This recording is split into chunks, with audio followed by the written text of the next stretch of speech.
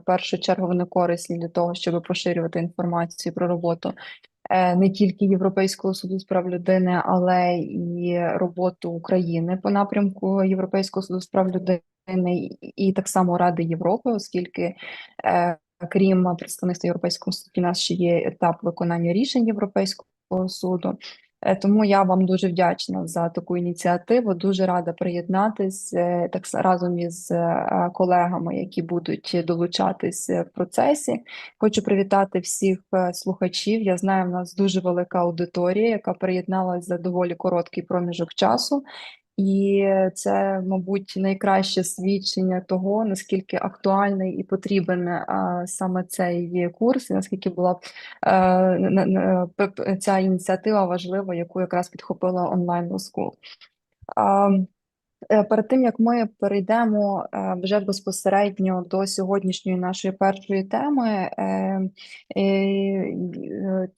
я хотіла б в якості вступної частинки нашого курсу, хотіла би відмітити, і навіть певною мірою це дуже приємно, що я знаю, що велика кількість людей, які доєдналися, це і студенти, і практикуючі адвокати, і адвокати, які тільки недавно почали практикувати. Так само мені відомо, що так само доєдналися і працівники різних державних органів, які зацікавилися цим напрямком. І якраз курс буде побудований, наступних 10 вебінарів, вони будуть побудовані якраз таким чином, аби зрозуміти, як функціонує Європейський суд з прав людини, і саме як відбувається по ньому робота на національному рівні. А для тих, хто працює в державних органах, зразу забігаю наперед, дуже часто отримують по справах Європейського суду з прав людини наші державні органи різні листи і звернення. Тому теж буде дуже корисним дізнатися, що саме ми хочемо, що саме очікується від кожного державного органу, в залежності від того листа чи прохання, яке надсилається Європейським судом, не Європейським судом, а урядовим уповноваженим по конкретній справі. Так само коротко просто означу, про що ми будемо говорити наступні 10 вебінарів. Тобто ми будемо говорити про те, взагалі, як функціонує сам Європейський суд прав людини, які справи він розглядає, які є категорії, який стан справ України в Європейському суді. Також детально ознайомимось із тим, як відбувається процес виконання рішень Європейського суду саме в Україні. Також ми присвятимо декілька занять тому, щоб поговорити про важливість застосування практики Європейського суду в національних провадженнях. А можливо, ми поговоримо, що іноді не варто її застосовувати, або можливо не завжди вона критична її застосування. Це буде дуже цікаво подивитись, до яких ми висновків дійдемо після того, як пройдемо відповідні вебінари. І так само зупинимося на тенденціях та викликах, які зараз мають місце в практиці Європейського суду з прав людини, оскільки останні кілька років є певна зміна, певний розвиток в роботі Європейського суду з прав людини. Великий в цьому відсоток, і це справи, які пов'язані із у зв'язку із збройною агресією Російської Федерації. Ми маємо міждержавні позови проти Російської Федерації. Ми про це теж будемо мати окремо заняття, окремо спілкування з колегами, які долучаться так само. Точно, що ми не будемо робити, це ми точно не будемо писати заяви до Європейського суду, писати скарги. Для цього є насправді велика кількість інших курсів, хороших курсів, вебінарів. Тому ми заакцентуємось більше на аспектах зрозуміти, що таке Європейський суд, що таке конвенція. Бо є багато практичних питань, які я, як уповноважений з прав Європейського суду з прав людини, бачу як в роботі щоденній роботі з державними органами, і в роботі спілкування із заявниками, коли вже йде етап виконання рішень, і так само ряд питань бувають, коли я спілкуюсь вже безпосередньо з студентами чи з науковцями, викладачами, і виникають деякі питання щодо роботи, щодо взагалі функціонування Європейського суду з прав людини. На цьому я таку вітальну вступну частинку завершу. Зараз завантажую презентацію для того, аби ми могли не тільки чути, але і, можливо, частково для закріплення бачити інформацію. Так, а я сподіваюся, видно презентацію усім. Так, сьогоднішня наша перша тема це вступ до Європейського суду з прав людини. То ми почнемо скажімо так, з таких основ, що таке Європейський суд, де він працює, для чого він взагалі створений, яка його, скажімо так, правова база для його діяльності. І ми проговоримо потім в наступних заняттях ми будемо детальніше проговорити, як він функціонує, розглядаючи різні категорії справ. Сьогодні більш така загальна у нас буде вступне спілкування. Мене пан Роман вже представив. Я є уповноваженим у справах Європейського суду з прав людини. Якщо коротко про себе, то насправді останні 13 років я працюю плідно постійно саме по справах з Європейського суду, справах Європейського суді з прав людини. Останні 10 років основним моїм напрямком було це супроводження і подання цих міждержавних позовів проти Російської Федерації, а також ведення індивідуальних справ, які стосувалися порушень прав людини на тимчасово окупованих територіях. Але поза цим так само і інші напрямки теж були в сфері моєї відповідальності. Коротко про наше навчання. Насправді, сьогоднішнє наше перше спілкування, воно побудовано таким чином, що буде певна відсилка, те, що ми проговоримо сьогодні, буде мати відсилку до всіх наступних наших занять, які ми будемо мати протягом наступних 2 місяців. Тобто ми сьогодні говоримо в таку вступну частинку загально проговоримо про Європейські суди конвенції. А наступна наша зустріч, яка відбудеться, якщо не помиляюсь, в п'ятницю, ми поговоримо про те, як відбувається провадження в Європейському суді з прав людини. Тобто, коли подається заява, як отримує Європейський суд цю заяву, як вони розглядаються в залежності від категорії заяви і до моменту отримання відповідного рішення. Причому як рішення як негативне для заявників, так і негативне для держави. Тобто теж є свої нюанси, ми теж їх проговоримо. А також у нас буде окремий вебінар присвячений питанням саме міждержавним справам і індивідуальним заявам, пов'язаних із конфліктами. Тут в першу чергу буде наш досвід, наші міждержавні позови і індивідуальні справи наших громадян в Європейському суді з прав людини. В цьому році в нас є такий значний прогрес і розвиток в цьому напрямку. Це просто як невеличкий спойлер. В червні було рішення по першому міждержавному позову Україна проти Росії щодо Криму. І ми якраз ці справи, але це не єдиний позов, тобто ми насправді ці всі речі детально розглянемо окремо. Також, як я зазначала, окремо зупинимося на виконанні рішень.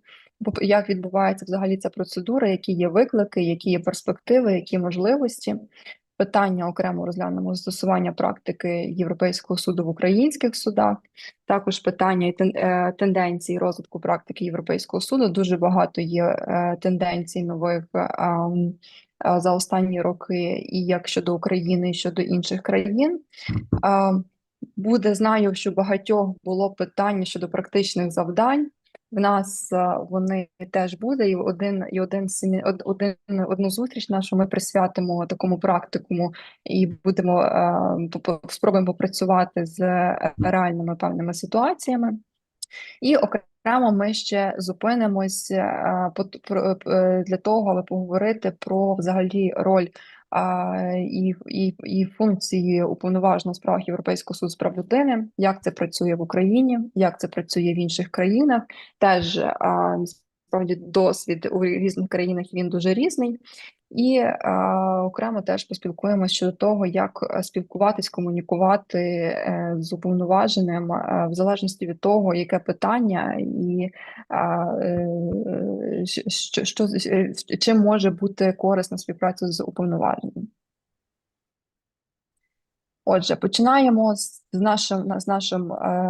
нашим питанням, що таке Європейський суд з прав людини. Я думаю, що зараз більшість вже знайомих з Європейським судом з прав людини знають, що активно вивчається його практика і у вищих навчальних закладах, але ми коротко для себе нагадаємо. Мабуть, тут варто почати. Секундочку, так, варто почати, перед тим, якщо говорити про Європейський суд з прав людини, варто почати говорити із а, договору, на основі якої і яким послуговується цей суд у своїй роботі. Тобто це Конвенція про захист прав людини і основоположних свобод 50-го року. Вона була, якщо історично пригадати, почитати, точніше, вона була підписана в 4 листопада 50-го року, але набрала чинності вона в 53-му році, а саме 3 вересня. І ця конвенція вона закріпляє ряд прав і свобод людини, які частково ми можемо побачити, що закріплені, бо пересікаються із загальною декларацією прав людини. Якщо порівняємо, наприклад, з іншими міжнародними договорами, такими як Міжнародний пакт про громадянські політичні права, ми можемо побачити, що ряд прав десь подібні, десь пересікаються, десь практично одинаково закріплені в цих двох міжнародних актах. Але конвенція вона закріпила перелік прав і основоположних свобод, які гарантуються і які мають гарантувати держави, які підписали цю конвенцію.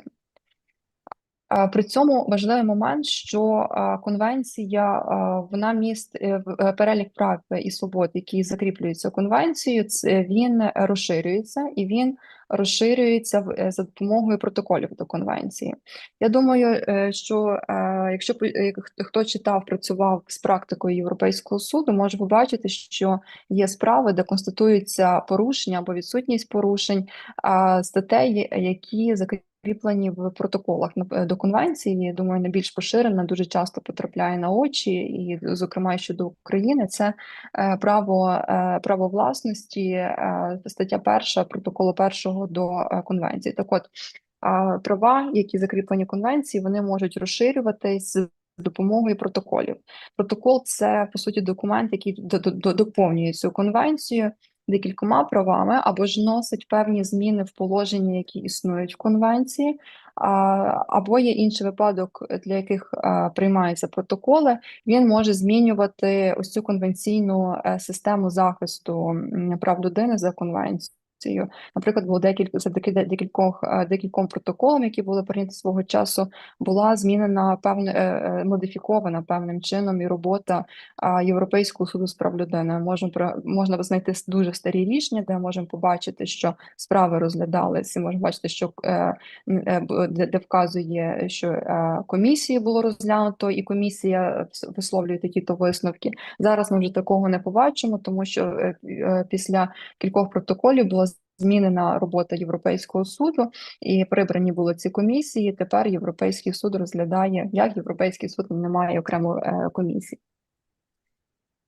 Станом на сьогодні прийнято 16 протоколів. Я насправді, готуючись до сьогоднішнього вебінару, так для себе перевіряла інформацію офіційно на сайті Європейського суду і побачила, що на сайті Європейського суду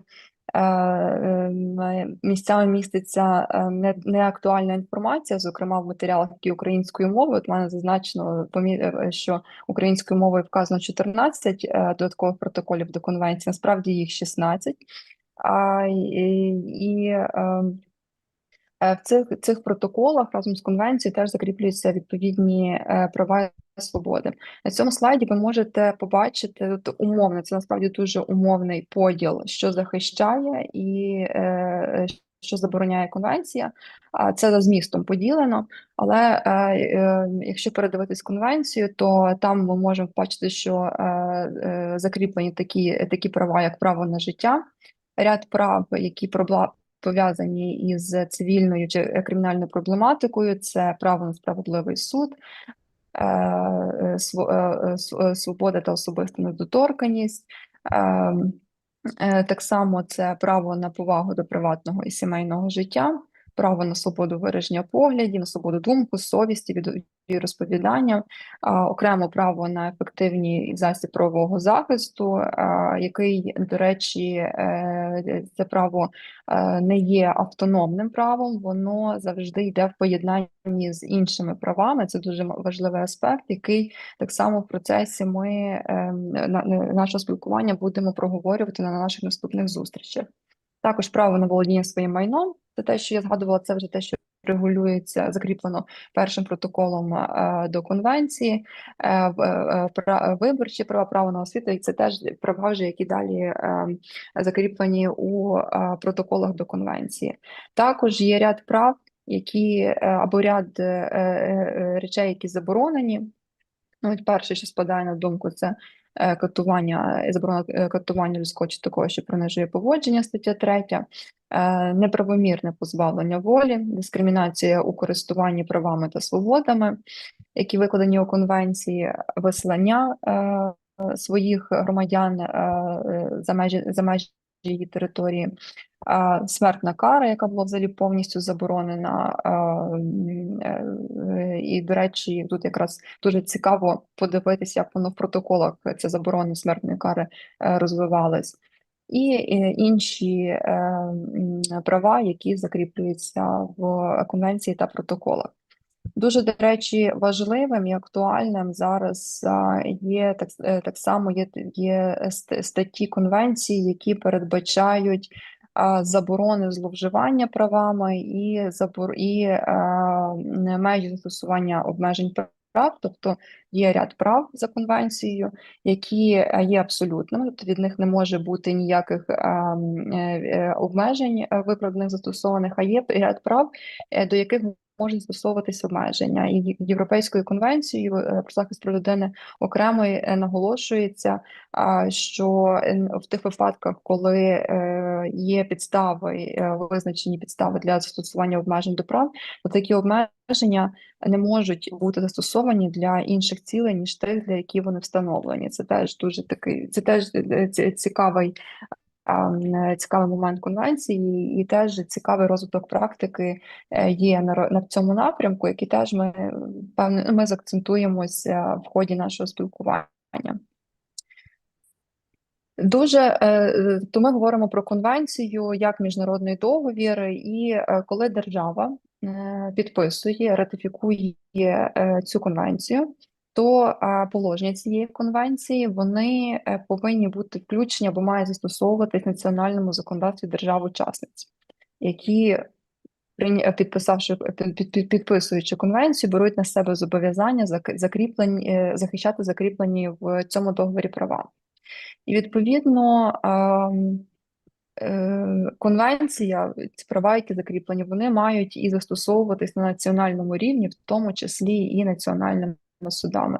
А для України в нас це не просто зобов'язання застосовувати практику Європейського суду судами через призму конвенції, через те, що ми її підписали, в нас це ще закріплено на національному рівні в вигляді закону України про виконання рішень та застосування практики Європейського суду з прав людини прямо накладає обов'язок використовувати судам практику Європейського суду з прав людини. У разі ж, якщо держава, підписант конвенції, вона не гарантує ці права за конвенцією або їх не застосовує, то особа або застосовує, але все одно з порушенням, то є підстави для того, аби звернутися до Європейського суду зі скаргою, і Європейський суд вже розглядає, чи все-таки було порушення, чи немає. І тоді приймає рішення, чи було порушення, чи все-таки його не було, і скарги були, наприклад, неприйнятними через те, що не обґрунтовані.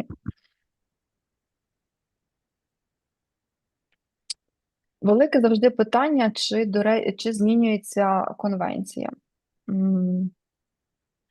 Я думаю, що багато хто з вас зустрічався з такою тезою, що конвенція є живим механізмом, що вона постійно змінюється, І в неї вона дійсно постійно змінюється.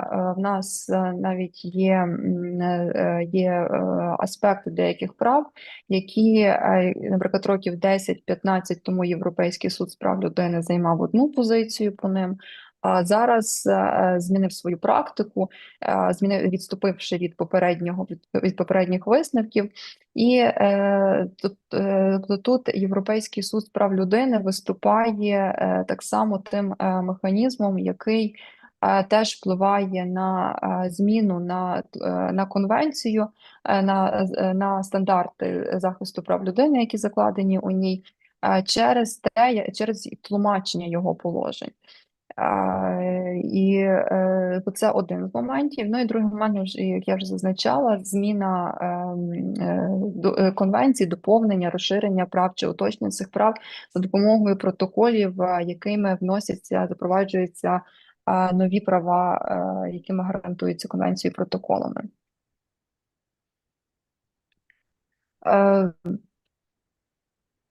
І коротко оглянувши, що таке взагалі конвенцію як міжнародний договір, ми переходимо до самого Європейського суду з прав людини.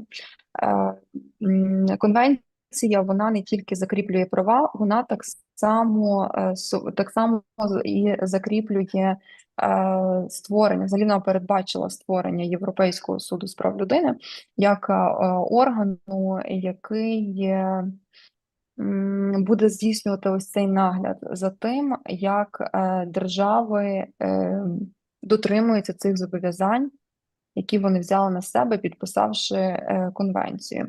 То є стаття 19 конвенції, де прямо вказано, що для забезпечення дотримання високими договірними сторонами, так називають держав, які підписали конвенцію, для забезпечення дотримання їх зобов'язань за конвенцією та протоколами створюється Європейський суд з прав людини, і він функціонує на постійній основі.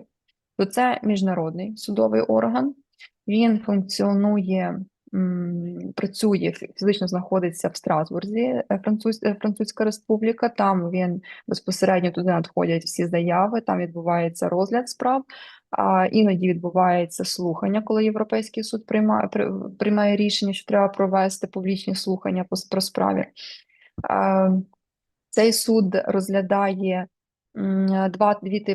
дві категорії заяв: це індивідуальні і міждержавні справи. І так само він складається із кількості суддів, які відповідають кількості держав-учасниць конвенції. Поки ми будемо говорити далі, у мене тут якраз питання до наших слухачів. Ми під кінець вебінару подивимося, які відповіді будуть.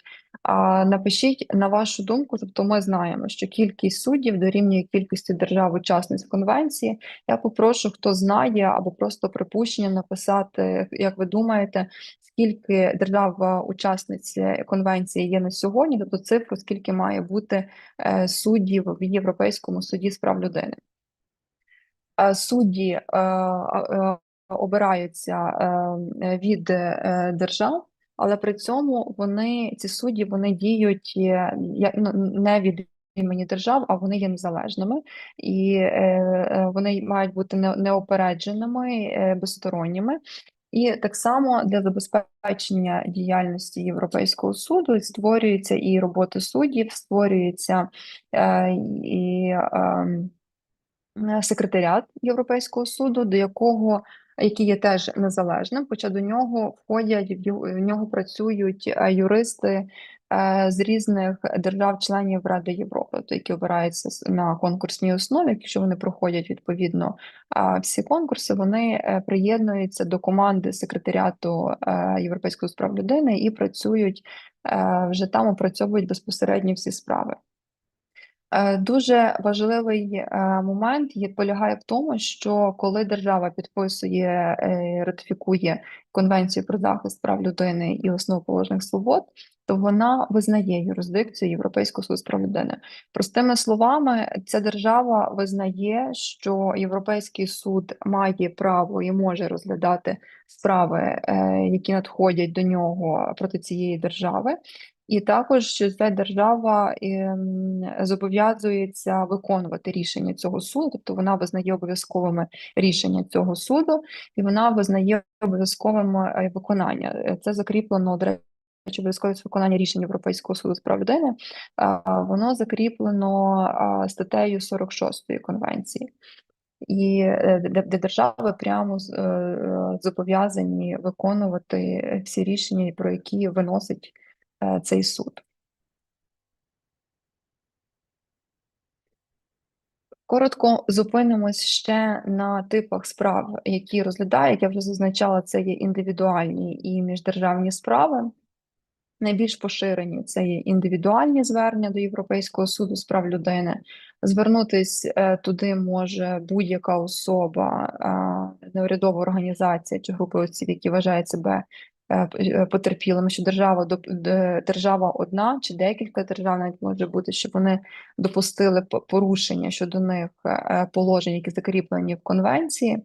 І держава, коли подаються такі заяви, держави вони не повинні перешкоджати у зверненні відповідно таких осіб до Європейського суду з прав людини.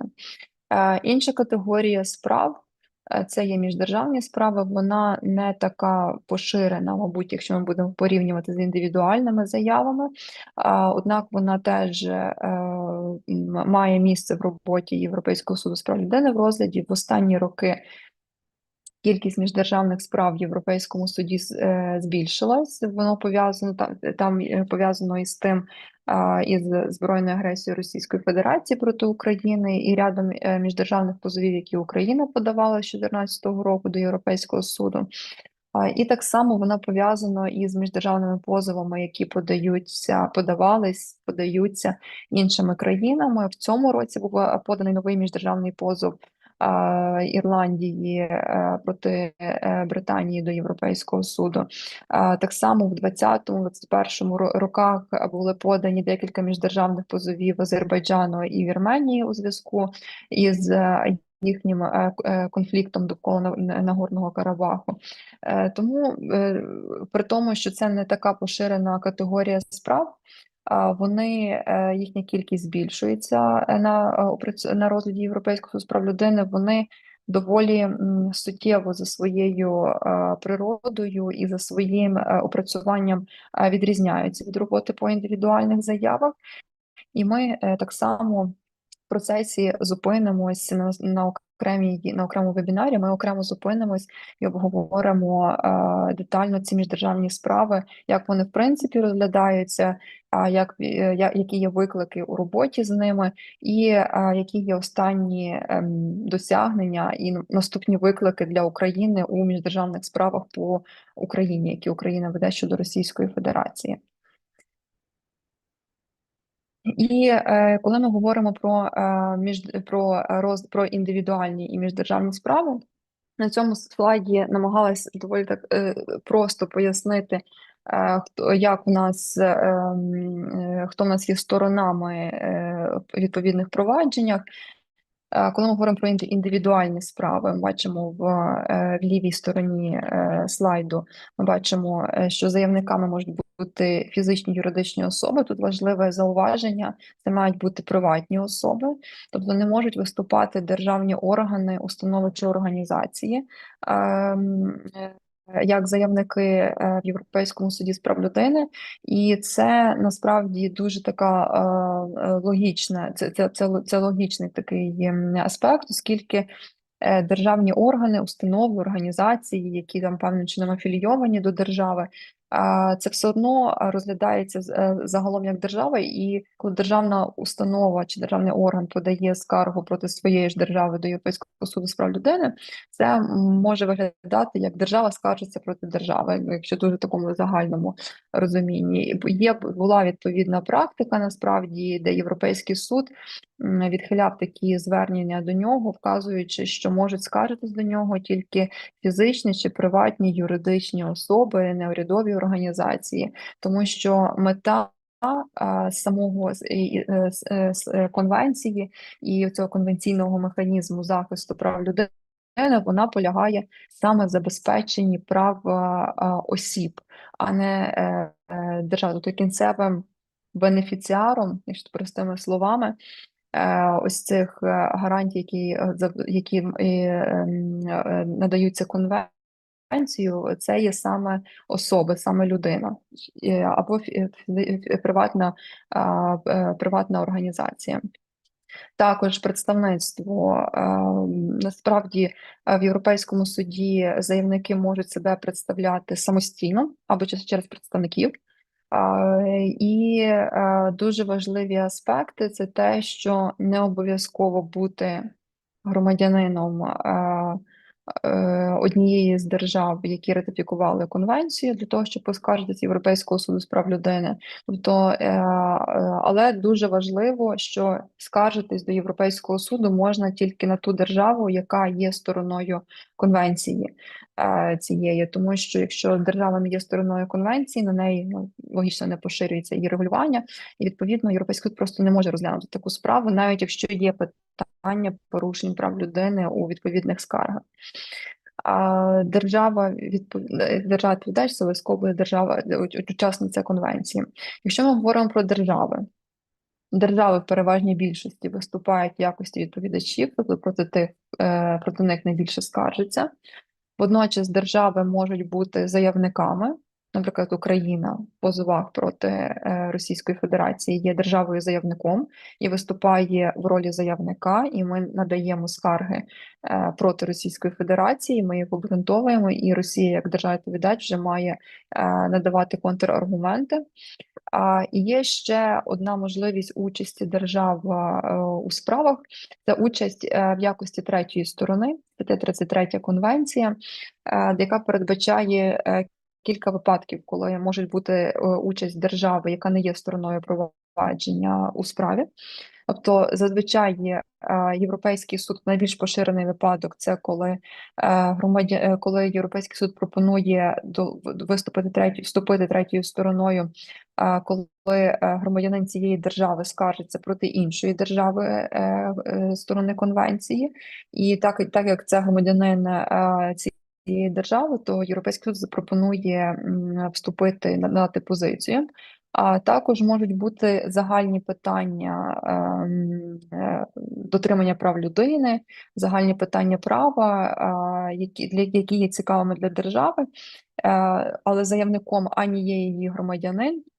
Справа подана проти іншої країни, але держава вважає, що їй важливо надати позицію в такій справі, тоді вона може звернутися до Європейського суду, надати з клопотанням, попросити, аби Європейський суд задовольнив таке клопотання і дав можливість надати свої коментарі по справі. Якщо Європейський суд задовольняє таке клопотання, то тоді є можливість надати свою позицію. І зазвичай вона стосується не конкретних обставин справи, а стосується більш загальних питань права і більш загальних питань захисту прав людини. І такий досвід є і в Україні, і в роботі по справах як з третьої сторони, і причому просто як долучалися, просто тому що порушувались відповідні важливі питання захисту прав людини. Так, і в нас є досвід залучатись на стороні у зв'язку з тим, що скаржником, заявником до Європейського суду були громадяни України. І також є в нас досвід, коли інші держави виступали в якості третьої сторони в міждержавних справах України проти Російської Федерації. Якщо говорити про представництво держави в Європейському суді, то відповідно до регламенту Європейського суду з прав людини держави представляються в Європейському суді через їх агентів або уповноважених. В кожній країні називається ця посада по-різному. У нас в Україні це уповноважений, який має статус урядового уповноважених. В деяких країнах це можуть бути представники просто уповноважені без виокремлення якоїсь окремої спеціальної посади уповноваженого у справах Європейського суду з прав людини. В деяких країнах це взагалі представник від Міністерства закордонних справ, який просто уповноважений представляти країну в різних міжнародних судових органах, і в тому числі в Європейському суді. Досвід в різних країн є різним. І уповноважені агенти, якщо говорити термінологією регламенту Європейського суду з прав людини, вони також у своїй роботі можуть до себе залучати в свою роботу будь-яких експертів, залучати інших юристів, радників. Це безпосередньо теж допускається конвенцією і регламентом Європейського суду. Водночас все одно єдина особа, яка прямо може представляти державу в суді, це саме будуть ось ці агенти і уповноважені. І після такого загального огляду щодо конвенції Європейського суду з прав людини, думаю, дуже логічно буде перейти до того, який стан справ зараз в Україні, який стан справ зараз має Україна в Європейському суді з прав людини. Мабуть, найбільш поширену тезу, яку можна почути про те, що Україна завжди в лідерах за кількістю звернень, це дійсно правда. Я навіть скажу, здається, в 17-му чи 18-му році, якщо завжди ми були в п'ятірці, то в 17-му чи 18-му році, в 17-му, здається, ми навіть в якийсь момент були на першому місці, але потім знову повернулися на, вже в лапках називаю, почесне третє місце. Останні кілька років ми на третьому місці, дійсно. Ми бачимо, що перед нами на цьому слайді це статистика, остання статистика Європейського суду офіційна станом на червень цього року. І ми бачимо, що перед нами за кількістю звернень є Туреччина. Її відсоток скарг проти Туреччини складає 37%, 37,2%. А далі Російська Федерація, яка, якщо ми пам'ятаємо, в березні 22-го року вона була виключена із Ради Європи через повномасштабне вторгнення в Україну.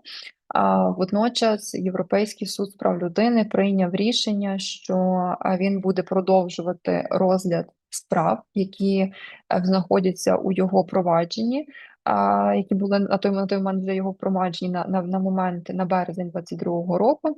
А також враховуючи, що після того, як держава перестає бути членом Ради Європи, то конвенція перестає діяти для неї протягом 6 місяців наступних, то Європейський суд так само прийняв рішення, що всі скарги, які будуть надходити до нього протягом ось цих 6 місяців, поки ще діяла конвенція для Російської Федерації, що він теж буде їх розглядати і буде продовжувати їх розгляд.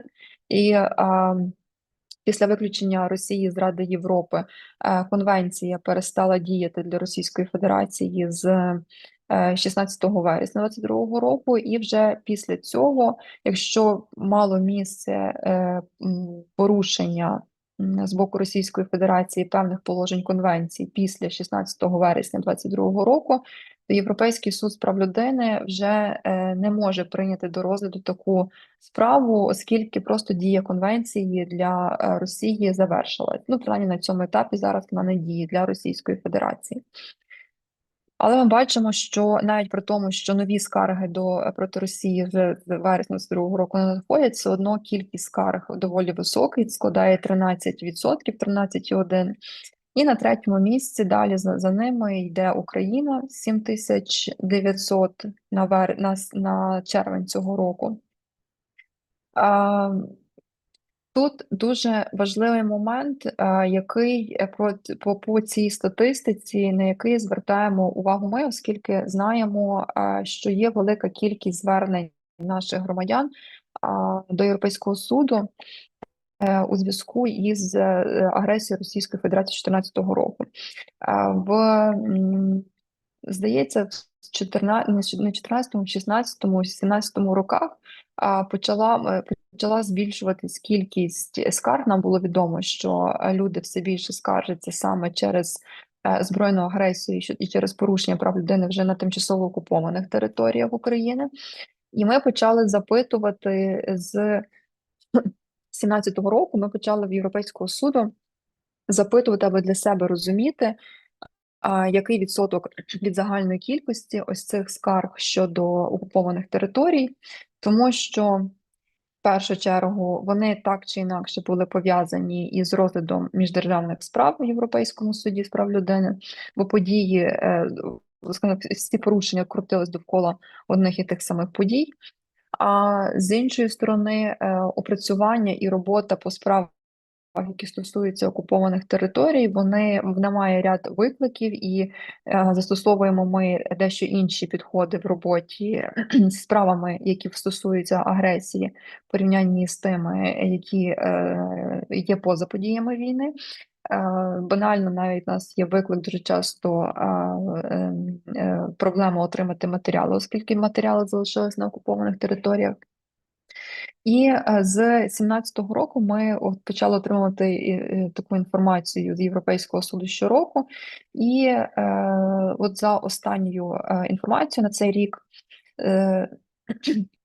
близько 69% скарг, які були подані проти України або проти України і Росії, вони стосуються скарг щодо порушень прав людини на тимчасово окупованих територіях, або вони стосуються подій збройної агресії 2014 року. І лише 31% скарг, якщо подивитись цю статистику, яку дав нам Європейський суд прав людини, лише 31% наразі вони стосуються скарг на порушення конвенції поза подіями війни.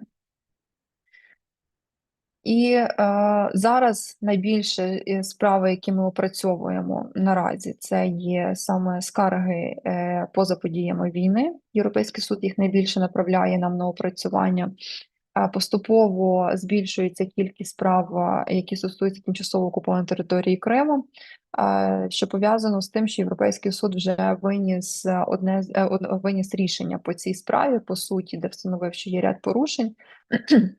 Але ми очікуємо, що найбільша кількість, такий масив таких скарг, вони більше будуть стосуватися таки порушень щодо в захопленій частині Донецької і Луганської областей 2014 року і під час повномасштабного вторгнення. То загалом на розгляді зараз у нас знаходяться, ми опрацьовуємо завжди індивідуальні справи, міждержавні справи, які постійно супроводжуються, і ми постійно їх ведемо. І так звані ще справи, які стосуються забезпечувальних заходів. Цій темі в нас буде теж присвячено окремий вебінар, ми окремо поговоримо, тому що дуже часто вони мають такі звернення, мають свої особливості, і мета їх звернень це не повноцінна заява до Європейського суду з прав людини, а це клопотання забезпечувальними заходами. І такі справи нас теж надходять. В основному останні роки такі клопотання стосуються знову ж таки подій збройної агресії, коли йде мова про людей, які зникли чи які потрапили в полон, але це не єдині справи, не єдина категорія справ, яких стосуються ті забезпечувані заходи.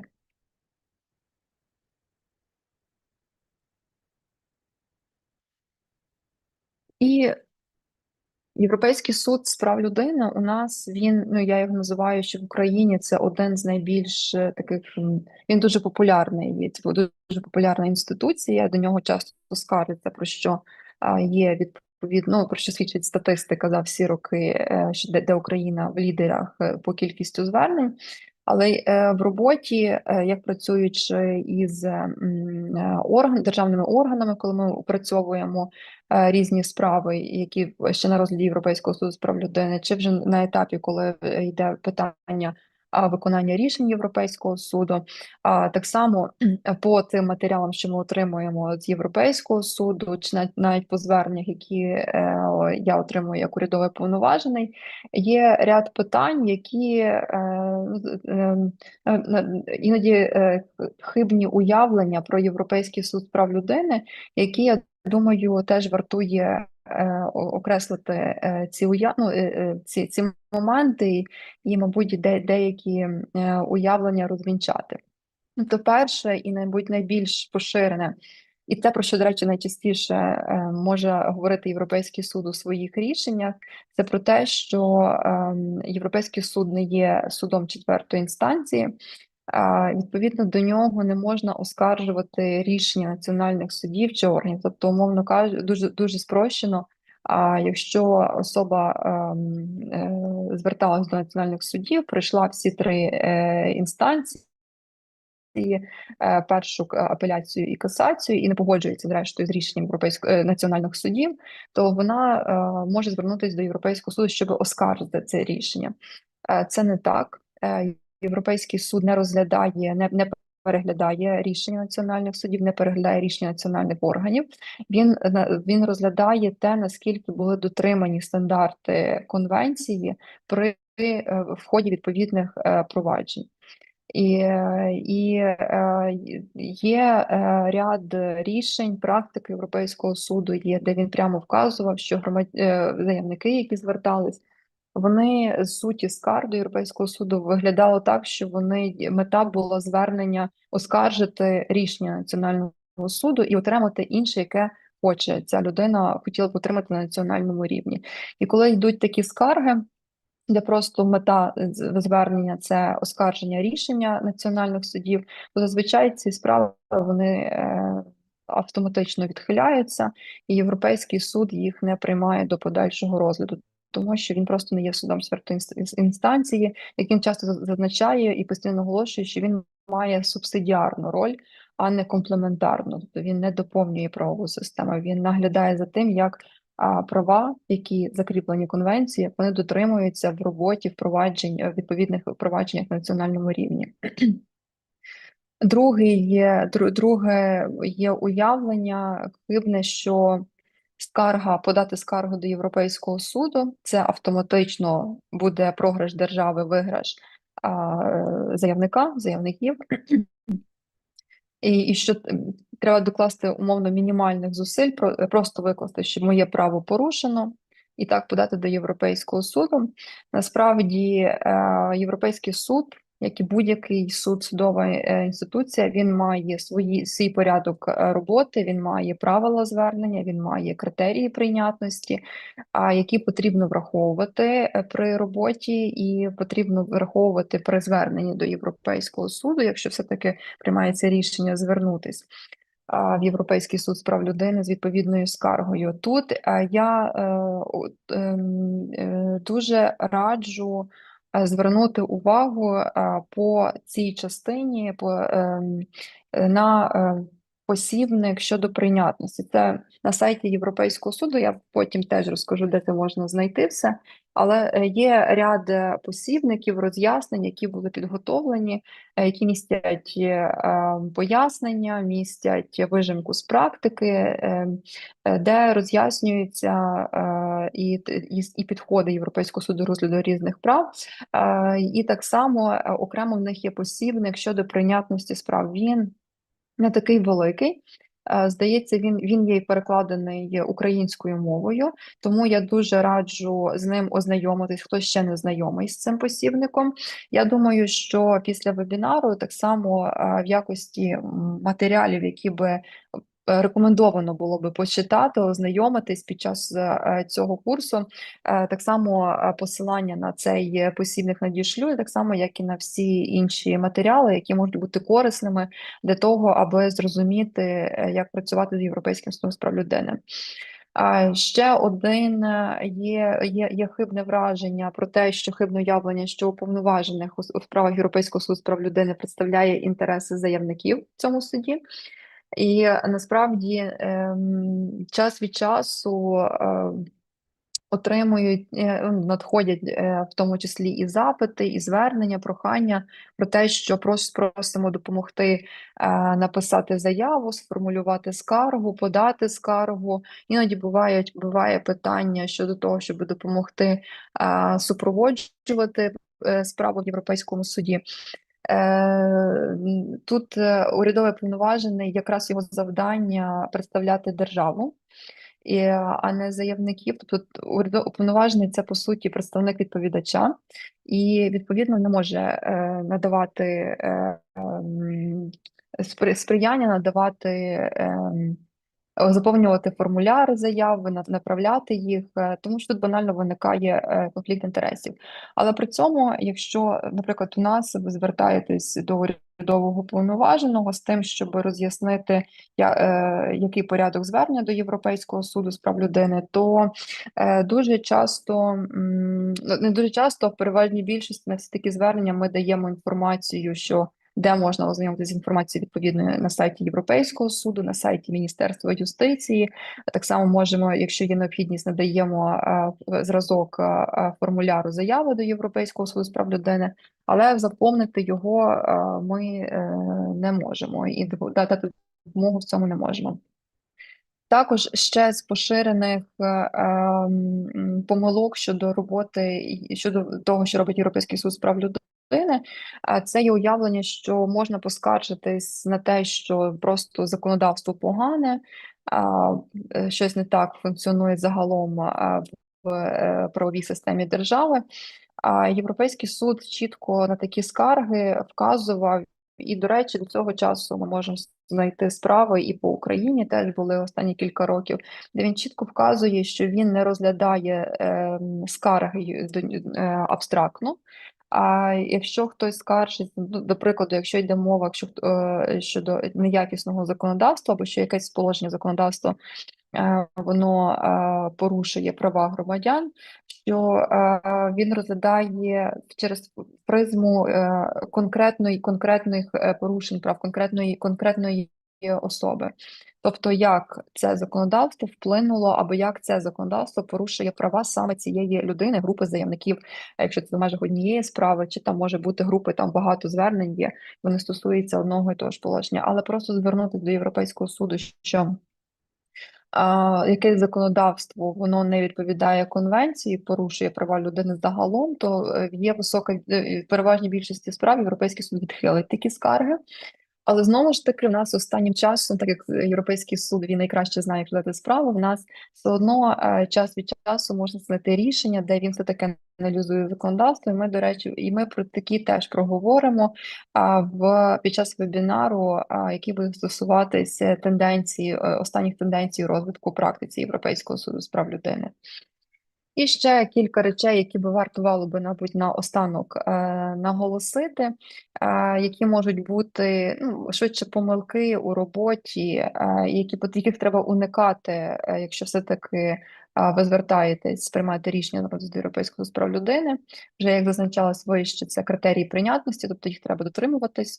Якщо вони не дотримані, то є висока вірогідність, що одразу ж скарга буде визнана неприйнятною, навіть не піде до наступних етапів її розгляду в Європейському суді.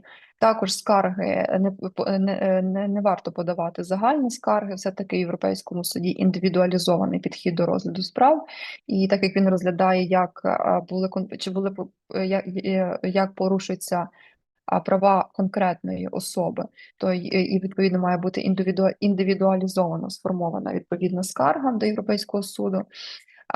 Також не розглядає Європейський суд скарги проти приватних осіб, тобто не можна поскаржитись громадянин А проти громадянина Б, тобто це поза юрисдикцією Європейського суду.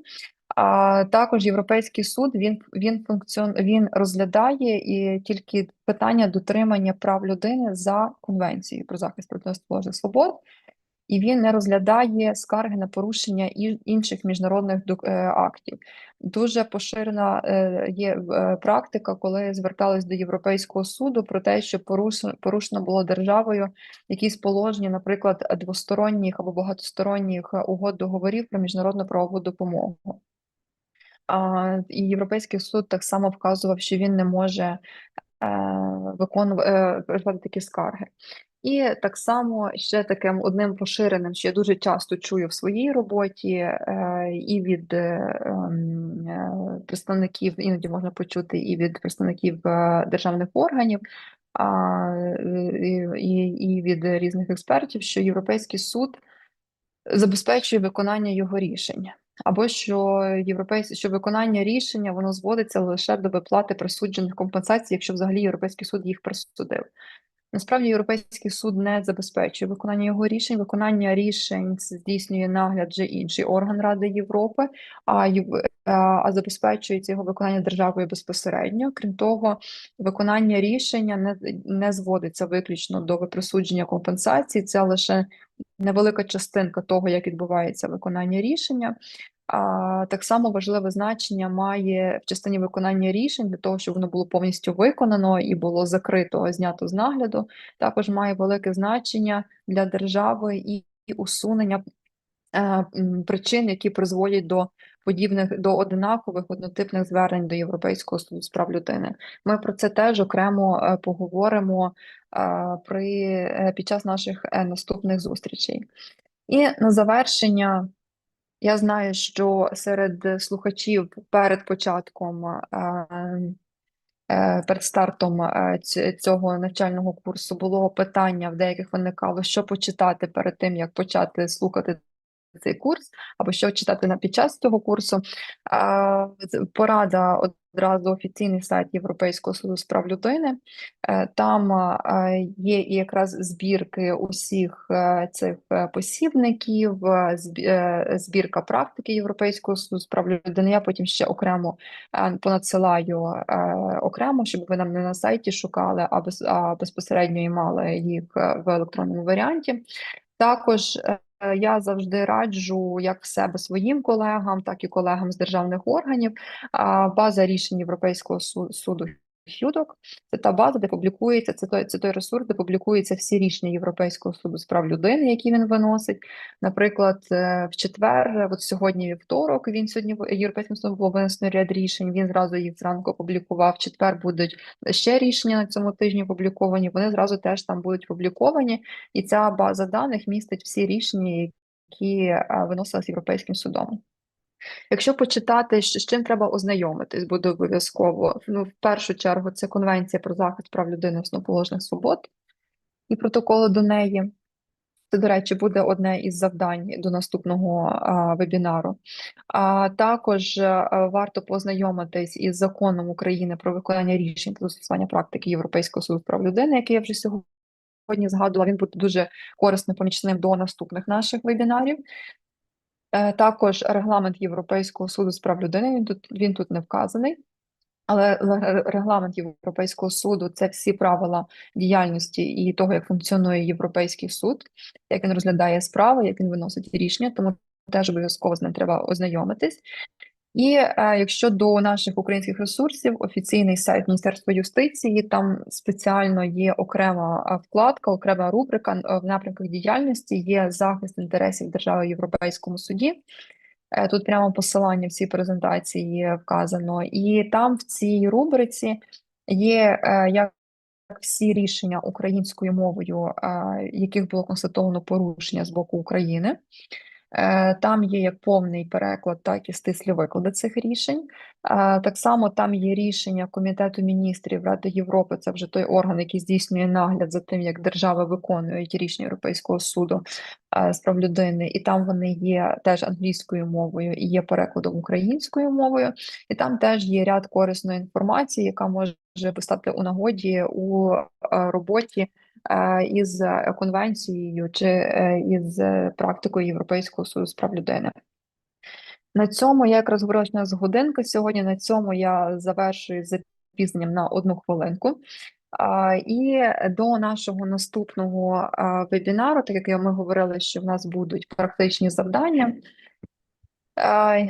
У вас буде поки що таке завдання ознайомче, воно стосується і сьогоднішньої теми, і наступного вебінару, і крім того, всіх наступних наших зустрічей. Перше, це ознайомитись із Конвенцією про захист прав людини, основоположних свобод і протоколами до неї, тому що ми будемо про неї говорити дуже багато. А далі в мене буде до вас прохання перевірити, знайти інформацію, коли Україною було підписано і ратифіковано конвенцію, і так само перевірити, ну, я вже насправді відповідь надала, але знову ж таки ще раз передивитись, перевірити інформацію про кількість протоколів до конвенції, а також скільки із них було підписано і ратифіковано Україною. Оце такі завдання, вони прості, але одразу такий спойлер, є нюанси в цих завданнях, тому дуже сподіваюся, що буде можливість їх виконати, і буде дуже цікаво подивитись на результати їх виконання. На цьому я завершую і дякую дуже за увагу. Так, дякую вам. І якраз хочу подякувати за таку коротку і лаконічну виступ. І тут бачу, учасники писали різні цифри щодо кількості держав, так, учасників членів конвенції, якщо не помиляюся, 46, 47, 46, 47, 46, 47, 45 по-різному було, так? І бачу, тут є одне питання від Марти. Який відсоток необґрунтованих скарг, коли людина звертається до ЄСПЛ, не скориставшись розглядом справи національними судами? Да, дякую. Дякую Марті за запитання. Я швидко прокоментую 46, 47, 45, 46 країн. Було 47. Ну, хто писав 47, 47 було до виключення Росії зі складу Ради Європи. Тепер 46 країн у нас, держав-членів Ради Європи і сторін конвенції. Що за питання Марти? Якщо справа тут відсоток сказати складно, якщо ми подивимося, тут просто питання, воно не має прямо такої швидкої однозначної відповіді.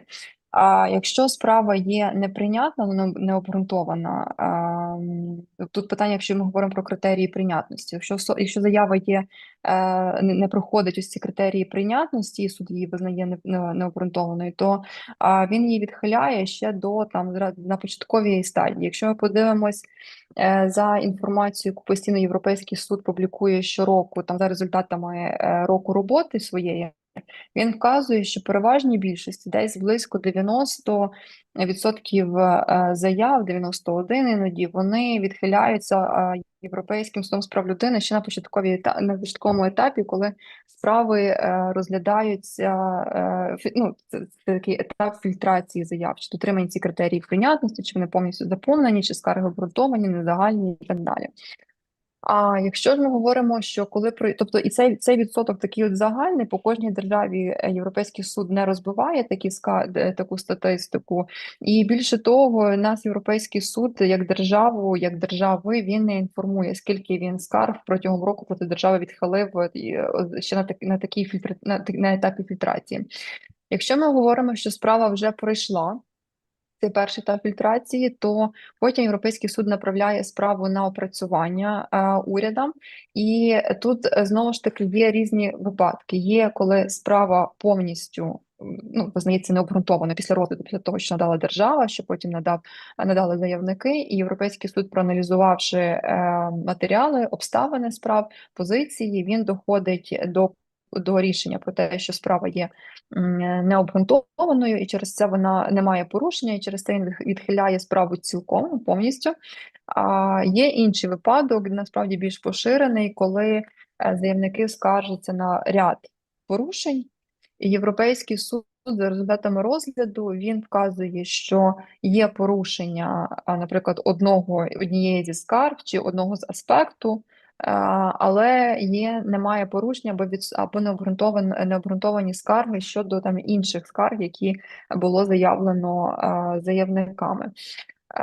Тому тут якоїсь навіть одної цифри надати складно. Я можу сказати, що по нам, якщо говорити по Україні, у нас так враховуючи ті категорії справ, по які скаржаться щодо України, і те, що зараз Європейський суд найбільше розглядає, у нас все такий відсоток скарг, які відхиляються як необґрунтовані. Це вже ми говоримо про якщо вони пройшли перший етап прийнятності і не були відфільтровані Європейським судом, то у нас такий відсоток скарг не є великим.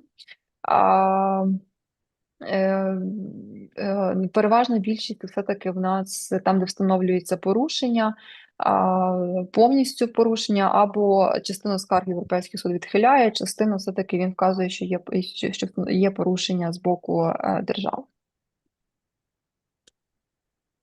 Так, щиро дякую. І у нас якраз останнє питання буде. Бачу, задає секунду. Так, тут було питання від Good Person. Що буде з країною, якщо вона підписала конвенцію, але й не дотримується її? Дякую, питання.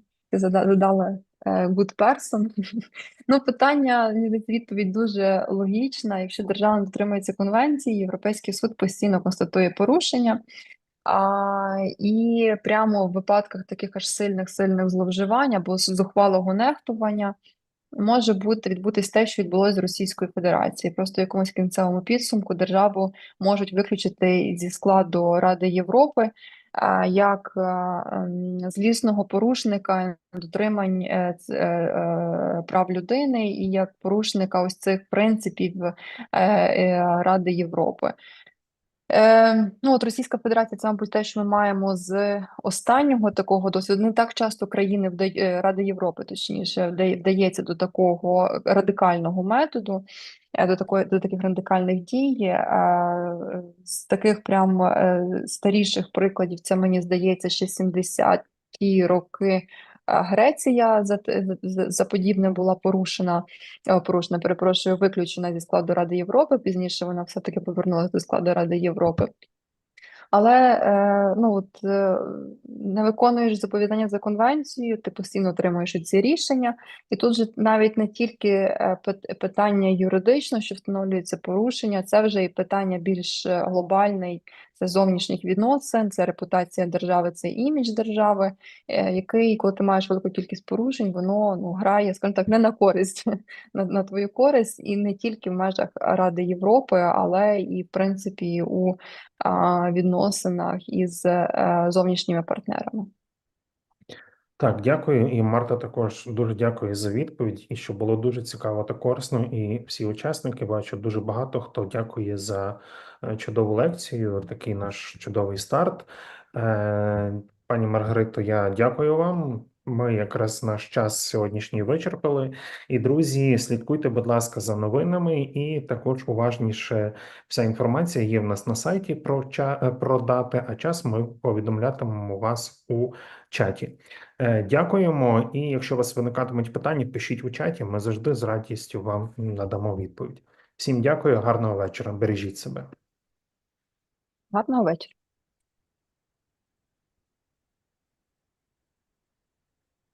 Так, все, я завершив.